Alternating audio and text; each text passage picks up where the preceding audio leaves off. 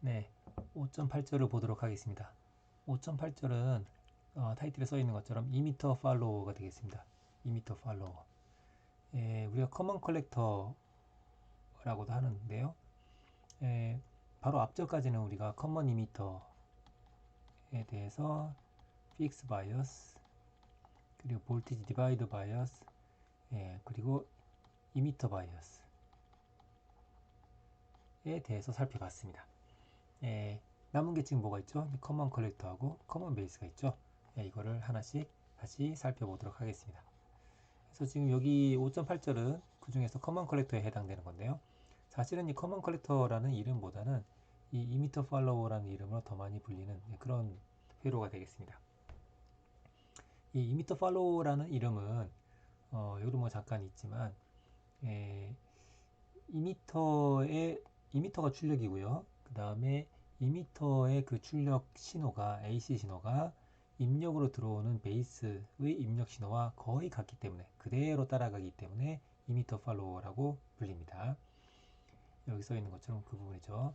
그래서 신호의 입장에서 보게 되면 그 전에 여기 지금 보게 되면 이거는 제가 전부 다 대문자로 썼고 이거랑 이거는 지금 대문자하고 소문자 섞여 있어요. 소문자로 섞여 있으니까 AC 신호 같은데 첨자는 지금 서브스크립은 지금 대문자로 썼습니다. 이건 이제 DC하고 AC를 합한 그런 신호라는 의미입니다. 그래서 신호를 보게 되면 DC, AC까지 다 합친 그런 신호의 입장에서 보게 되면 여기 이제 전압이라고 할 때 이제 어딘가 이제 베이스 DC 전압이 있겠죠. VB가 있을 겁니다. 그리고 거기서 0.7V 여기 VB 0.7V만큼 낮은 곳에 VE의 DC 전압이 있겠죠. 여기 둘 사이는 0.7V 차이가 나겠죠. VE만큼 차이가 날 겁니다. 그러면 베이스에 만약에 작은 신호가 이렇게 들어오게 되면 이미터에서 여러분들이 측정할 수 있는, 관찰할 수 있는 신호도 역시 이렇게 똑같은 신호, 약간 좀 찌그러졌는데요. 똑같은 신호, 똑같지만 크기가 아주 약간 작은 그런 신호를 여러분들이 관찰할 수 있게 됩니다. 즉, 이 둘 사이의 신호의 크기의 차이가 항상 VB만큼을 유지하고 있다는 거죠. 어디나. 어디나 0.7이 되는 이제 그런 회로가 되겠습니다. 자, 그럼 회로를 한번 볼까요? 회로. 이 왼쪽에 주어져 있죠. 이 회로가 뭔가 익숙하지 않습니까? 낯이 익지 않나요? 여러분이 바로 앞절에서 배웠던 2m 바이스 회로는 어땠습니까? 여기에 RC가 있었죠. 그리고 그때는 출력이 여기였습니다. 반면에 지금은 여기 RC가 없고 2m 여기가 출력, 2m 여기가 출력입니다. 그게 차이점이죠. 사실은 여기 RC가 있어도 뭐 크게 상관이 없습니다. 상관이 없지만 일반적으로 이제 커먼 컬렉터로 여기 필요가 없으니까 여기를 그냥 쇼트시켜서 활용을 하고 있습니다. 이 회로를 여러분들이 이제 등가 회로 고치게 되면 바꾸게 되면 앞서 있었던 2m 바이오스 회로하고 같은 모양이 됩니다. 역시나 아까는 여기 RC 여기에 RC가 있었던 거죠.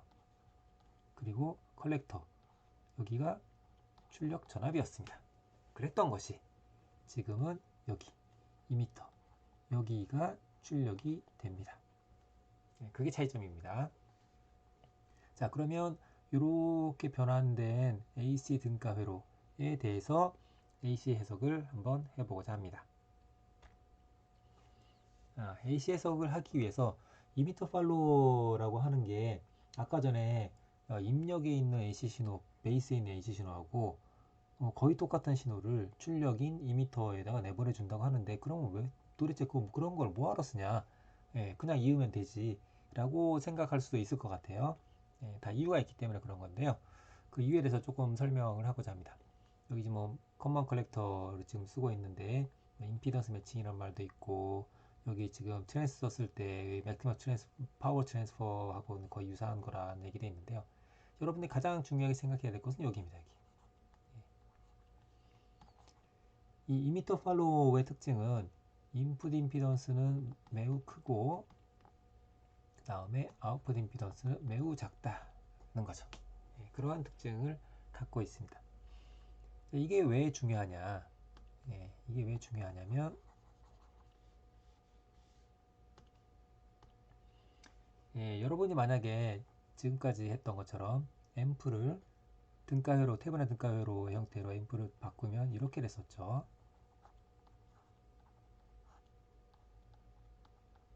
네, 이렇게 됐습니다. GI, GO. 자, 이 경우가 만약에 이상적인 경우라면 GI는 무한되면 이상적일 경우일 테고 크다고 했으니까 GO는 0일 때가 이상적이겠죠? 로우라고 했으니까. 그러면 이 회로가 어떻게 됩니까?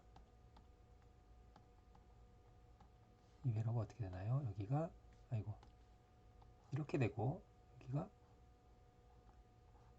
이렇게 되겠죠. 그죠? 이와 같이 될 겁니다. 이게 이상적인 경우란 얘기죠. 거기다가 만약에 AV가 1이면 그러면 여기가 아이고 VI 플러스 마이너스 VI가 되겠죠. 그렇죠? 그러면 VO는 VI랑 같아지겠죠.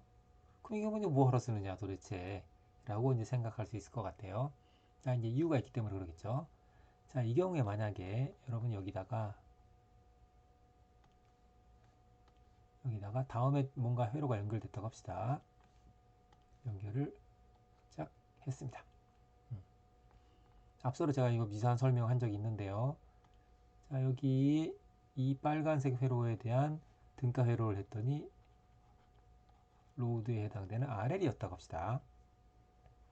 만약에 이렇게 이 초록색 박스와 같이 여기가 이상적인 케이스라고 한다면 이 RL에 걸리는 양단의 전압인 VO는 VI하고 같을 겁니다. 그죠? 그런데 여기가 이상적이지 않고 여기에 아웃풋 임피던스가 있게 되면 어떻게 됩니까? 아웃풋 임피던스가 있게 되면 이제는 VO는 VI가 아니라 이것과 이것의 전압 분배 법칙이 이루어진 만큼이 걸리게 되겠죠. 이것이 이렇게 되기 위해서는 얘가 굉장히 작아야 되겠죠. 그죠? 네, 그런 성질을 갖고 있습니다. 이미터 팔로워가. 유사하게 이 앞단에 어떤 회로가 있다고 합시다. 네, 거기하고 연결을 했어요. 이건 똑같은 얘기죠. 그죠? 여기에 VS가 있고 여기에 마찬가지로 RS가 있었다고 합시다. 만약에 여기가 이상적인 경우처럼 끊어져 있다고 한다면 전류가 안 흐르니까 여기 양단의 전압이 0이 되겠죠. 왜냐하면 I가 0이니까 여기가 I. 그죠? 그랬는데 만약에 여기가 그렇지 못하다면 그러면 어떻게 됩니까? 이 VI가 어떻게 되나요? VI는 아까처럼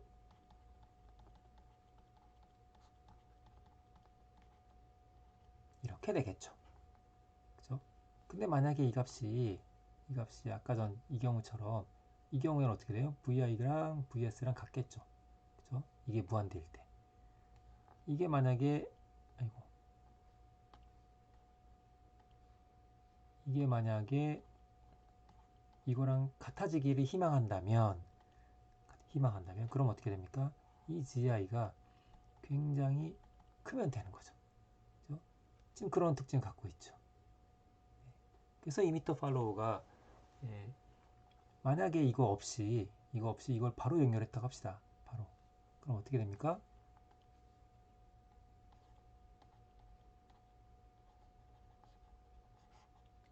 RL, RS 이렇게 되면 마찬가지로 여기 VO는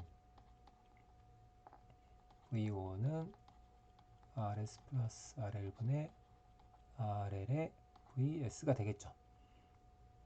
자, 그런데 예를 들어서 여기가 뭐 100, 여기가 10 이랬다고 합시다. 그러면 이게 얼마가 됐습니까? 11분의 1이 되겠죠.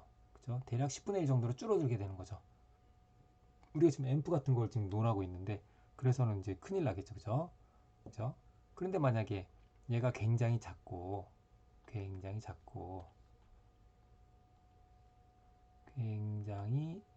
아이고, 작고, 얘가 굉장히 크고 하게 되면 여기 전압이 그대로 VI 걸리게 되고 VI가 그대로 넘어가고 그 VI가 그대로 VO가 돼서 VO가 VS랑 같아지게 됩니다. 요거 하나 중간에 끼워 넣음으로 해서 이랬던 것이 굉장히 좋은 성과를 결과를 얻을 수가 있게 되는 거죠. 그런 용도로 이제 쓰이게 됩니다.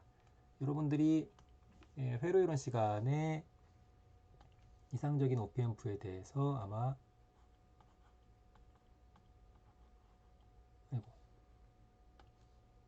이런 회로를 본 적이 있을 텐데요.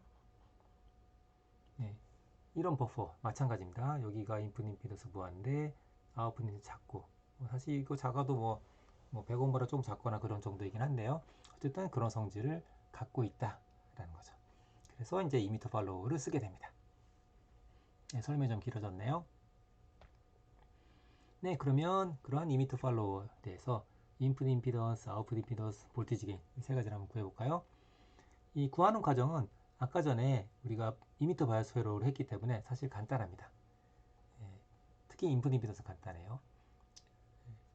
아까 전에는 여기에 RC가 있었죠. 근데 그게 없어졌습니다. 그리고 아까 전에 여기가 아웃풋이었는데 지금은 여기가 아웃풋인 거죠. 지금 이제 인풋 임피던스를 구하고자 하기 때문에 이거는 이제 의미가 없습니다.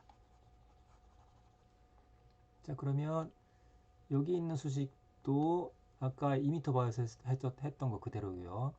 GB도 베이스에서 바라봤을 때 임피던스도 아까 이미터 바이어스 했던 거 그대로입니다.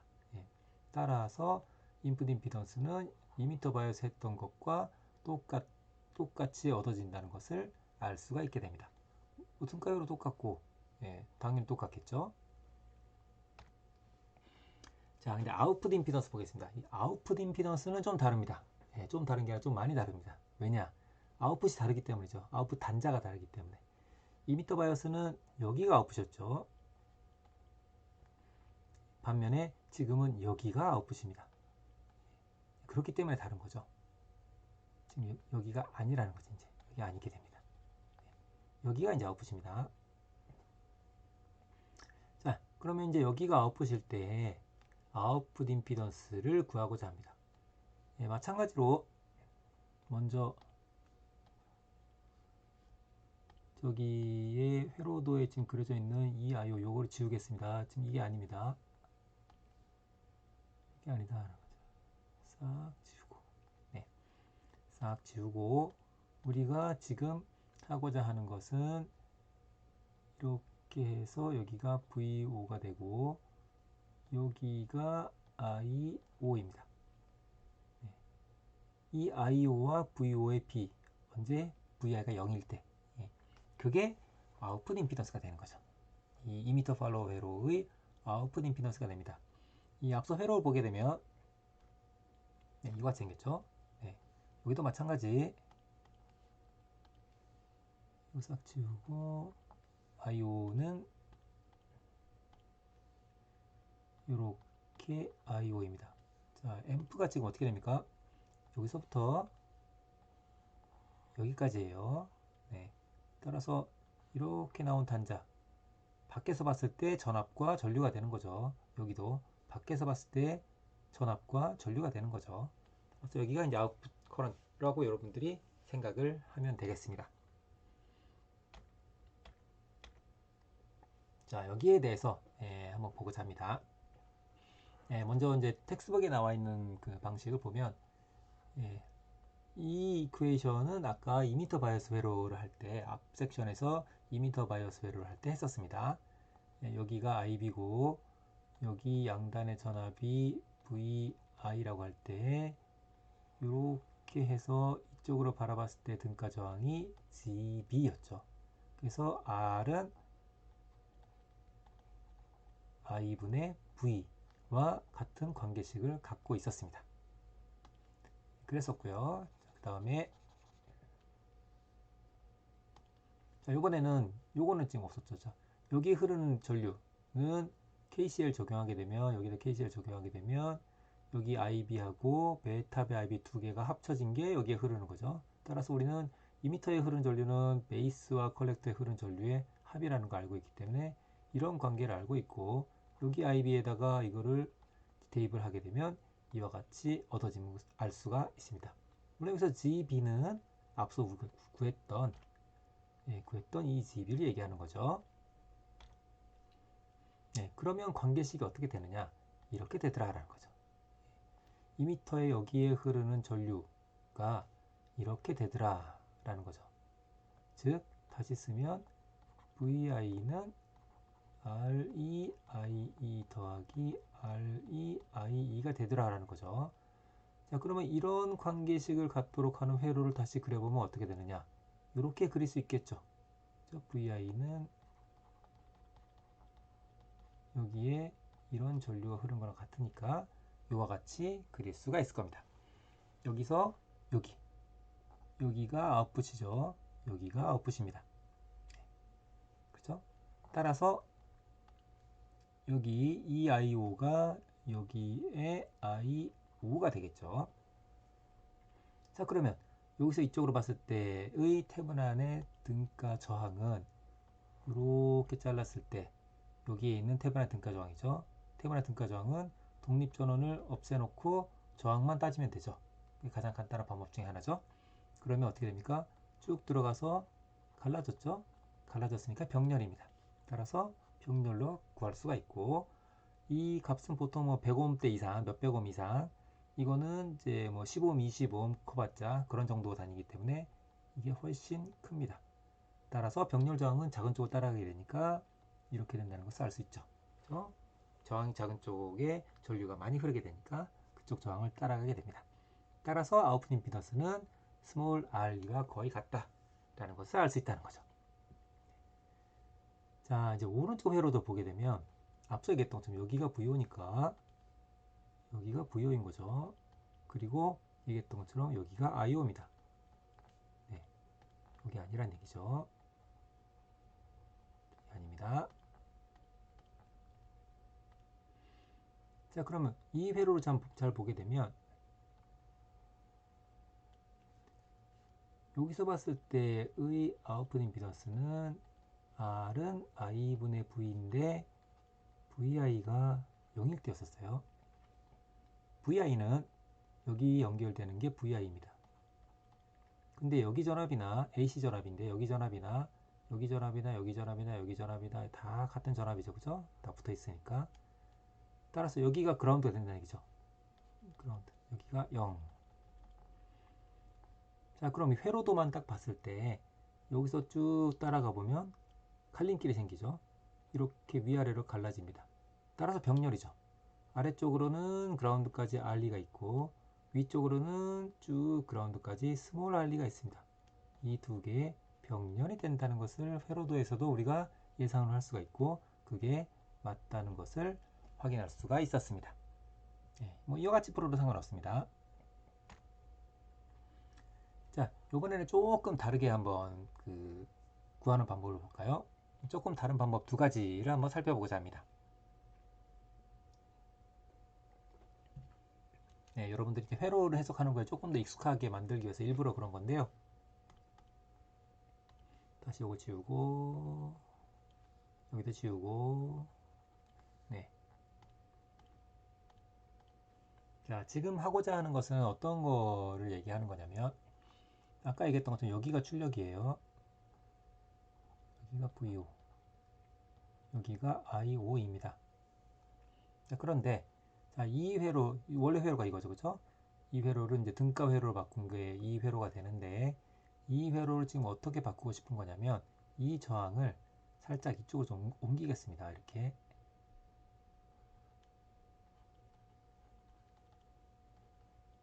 자, 이렇게 옮길 수 있겠죠? 그래도 회로는 똑같죠? 이걸 지우기만 하면 회로가 똑같죠?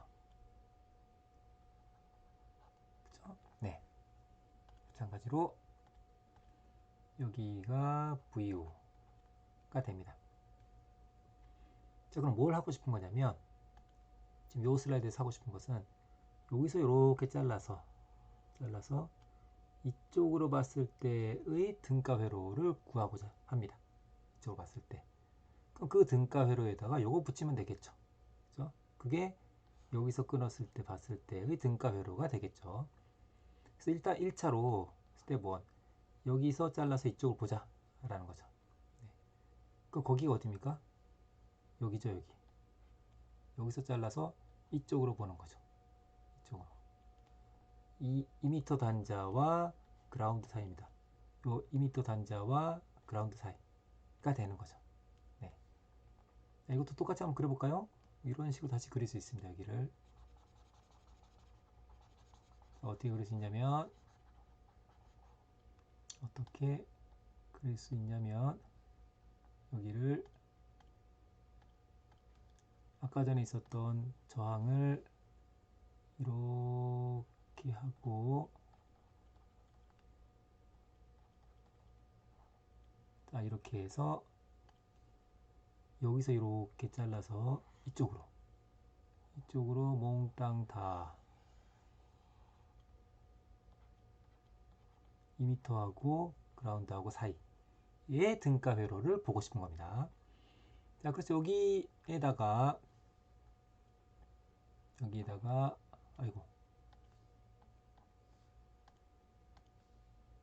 여기다가 이렇게 해서 이렇게 VI 플러스 마이너스 VI를 연결했다고 생각을 하고 등가 회로를 그리면 이와 같이 그릴 수 있습니다. 네, 이 회로가 요거 그대로 똑같습니다. 지금 여기 있는 것을 이쪽으로 옮겨서 그렸어요. 뒤집어서 이렇게 그려도 똑같겠죠. 이 노드에서 그라운드에서 이 노드를 향해서 베타 IB, 그라운드에서 이 저 노드를 향해서 베타 IB 똑같죠. 그래서 이와 같이 회로를 구성할 수가 있습니다. 이 점선이 요 빨간 영역 요게 되는 거죠. 그죠? 네. 자, 그래서 이 점선 안을 우리가 태분화 등가회로 바꾸고 싶다는 거죠. 그래서 밖에다가 V를 연결했을 때 I라는 변수를 내가 지정을 해서 회로를 분석을 해봤습니다. 자, 분석을 했더니 이와 같이 나온다는 거죠. 네. 자, 지금 바깥에다가 KBL 적용해 보면 이 V는 여기 전압에다가 쭉 여기 전압 두 개를 합하면 되겠죠. 그죠? 여기 전압은 플러스 마이너스 V1이라고 할까요? 플러스 V는 플러스 V1 플러스 VI가 됩니다. 플러스 V1 플러스 VI가 되죠. 왜냐하면 V1 어떻게 됩니까? V1은 지금 플러스 마이너스인데 전류의 방향이 반대죠. 반대니까 마이너스를 붙이고 베타 R2의 IB 저항 곱하기 전류를 해주면 됩니다. 자, 그리고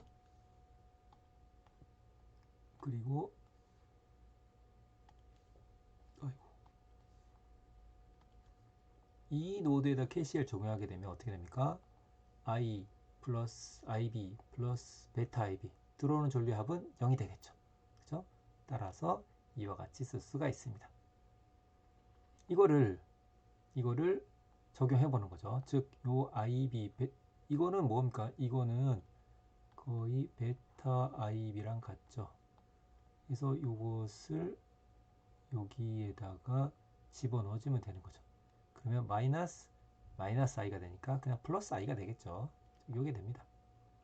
베타 플러스 1 약분 해서 이런 결과식을 얻을 수가 있게 됩니다. 그렇다는 얘기는 얘가 태분화의 등가 저항이 되고 얘가 태분화 전압이 되는 거죠. 즉 이와 같이 되는 것을 알 수가 있습니다. 네, 그래서 앞서 우리가 구했던 이 결과와 같다는 것을 알 수가 있죠. 네, 이게 맞구나 라는 것을 알 수 있습니다. 자, 요번에는 있는 그대로 한번 해보고자 합니다. 있는 그대로를 하면 뭐였었죠? 원래 회로가 우리가 어떻게 했었습니까? 이게 아니었죠. 이게 아니었죠. 그래서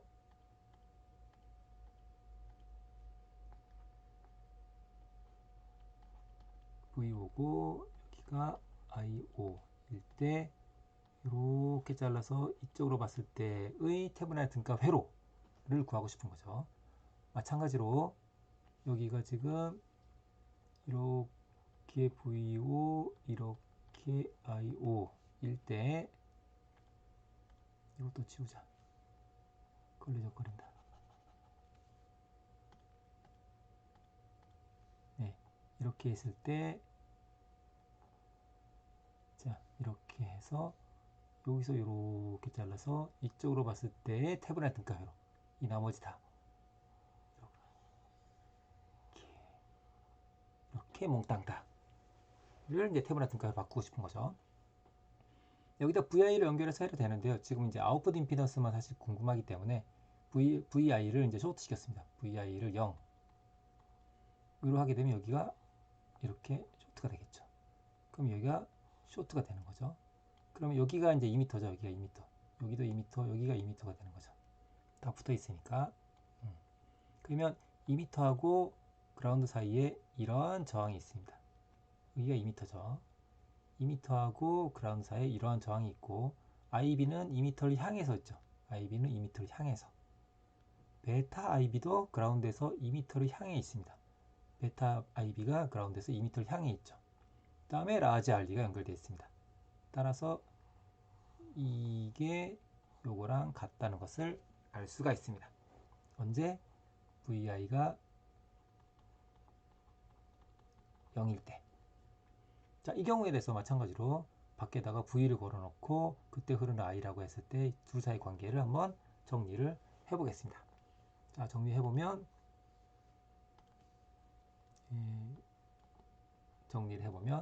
쉽게 알 수 있죠. KCL 적용하면 알 수 있죠.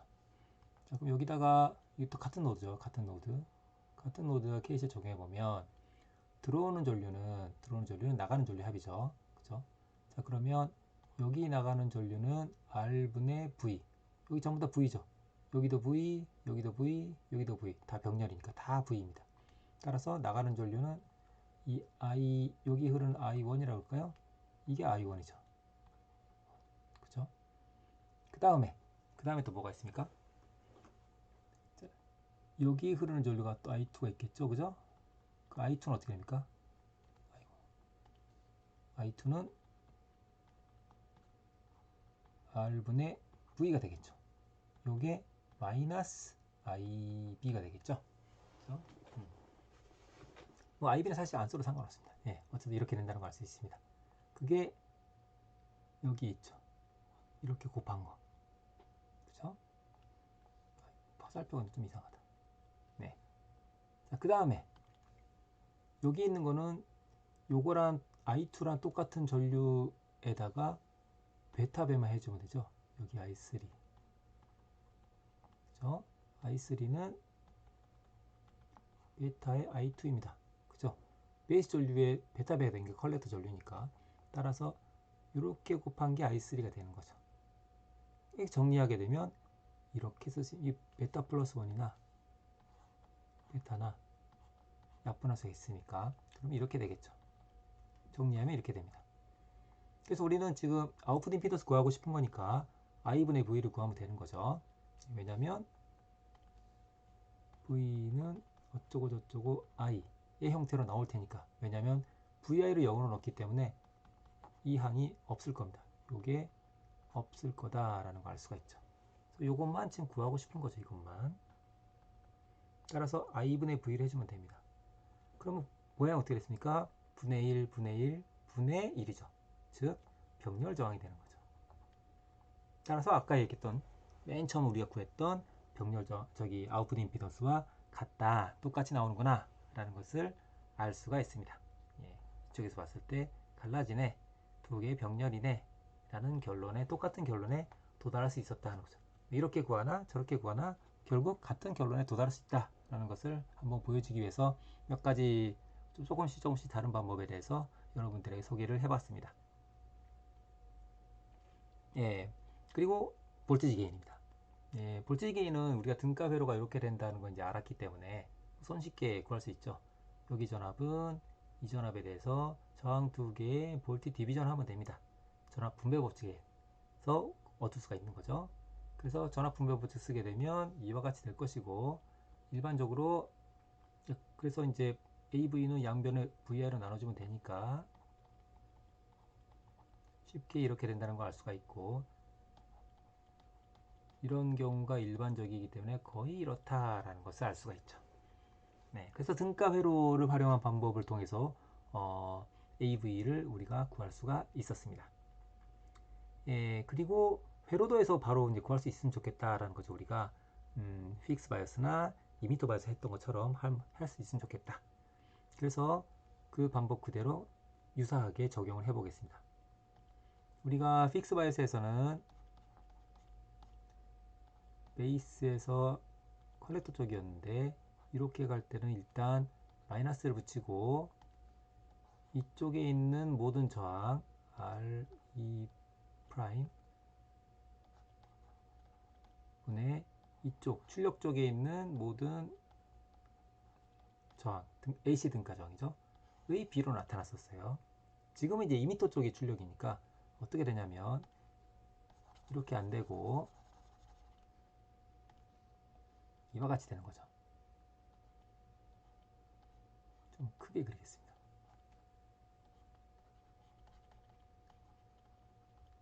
여기가 출력. 네. 근데 우리가 AC에서는 어떻게 됩니까? 여기에 이런 저항이 있죠. 저항 성분이 있는 것처럼 영향을 주죠. 자, 그러면 분모에 들어가는 거는 마찬가지로 여기서 이 밑으로 있는 모든 AC 등가 저항입니다. RE 프라임. 그게 분모에 들어가고요. 분자에 들어가는 것은 출력이 여기죠. 출력이 여기. 따라서 여기서 이렇게 끊었을 때의 AC 등가 저항입니다. RE라고 지금 표시된 거. 아이고. E라고 표시된 거. C 분자에 들어갑니다. AC 등가 저항이니까 만약에 여기 저항이 있다고 한다면 병렬 저항이 되는 거죠. 지금은 요거 하나밖에 없기 때문에 라지 RE가 됩니다. 그렇게 구했더니 같게 나온다 라는 것을 알 수가 있습니다. 사실 같게 나오나 안 같게 나오나 2m 팔로우는 뭐 항상 거의 뭐 1에 거의 가깝기 때문에 크게 신경 쓸 일은 없을 거라 생각을 합니다. 네, 그래서 앞서 했었던 것이 어떤 거였었냐면, 위에서 있는 거는 2m 팔로우이긴 한데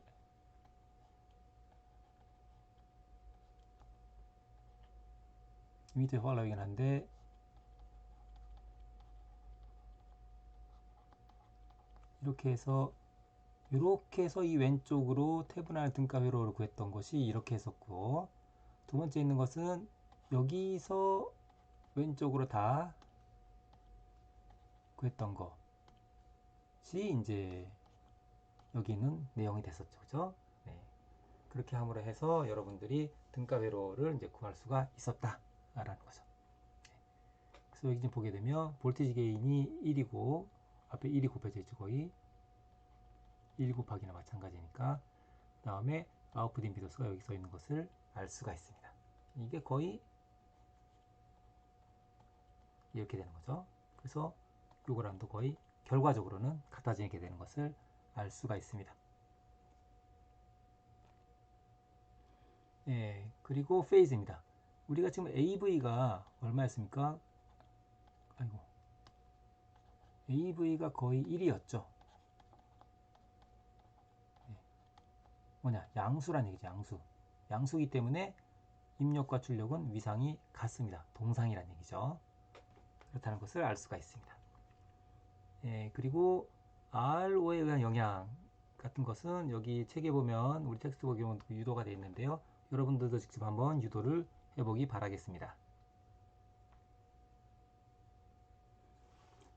그리고 이 이미터 팔로우 같은 경우에는 커먼 컬렉터죠. 이 커먼 이미터에 비해서 스몰 RO에 의한 영향이 굉장히 적습니다. 굉장히. 앞서 등가 회로를 보면 알 수 있는데요. 네, 여기 지금 보면 알 수 있는데 원래 스몰 RO가 어디 있습니까? 여기 있는 거죠.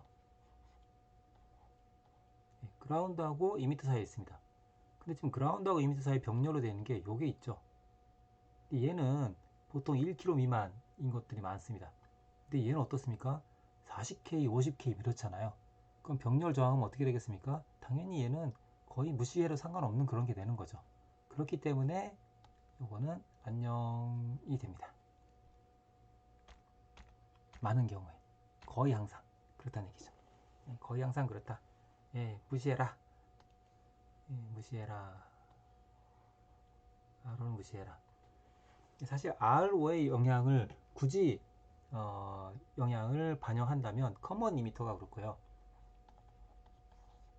커먼 컬렉터나 커먼 베이스는 RO에 의한 영향은 무시해도 됩니다. 왜냐면 요거는 방금 전에 얘기했던 것처럼 스몰 RO 주변에 있는 저항들이 이거보다 훨씬 작기 때문에 그런 거고요. 커먼 베이스 같은 게 스몰 RO 자체가 너무너무 크기 때문에 메가옴 단위니까 그래서 그렇습니다. 그래서 요때만 그것도 경우에 따라서 스몰 RO의 영향을 분석을 해야 될 경우도 있을 수 있다. 그런 정도로 여러분들이 알고 있으면 좋을 것 같습니다.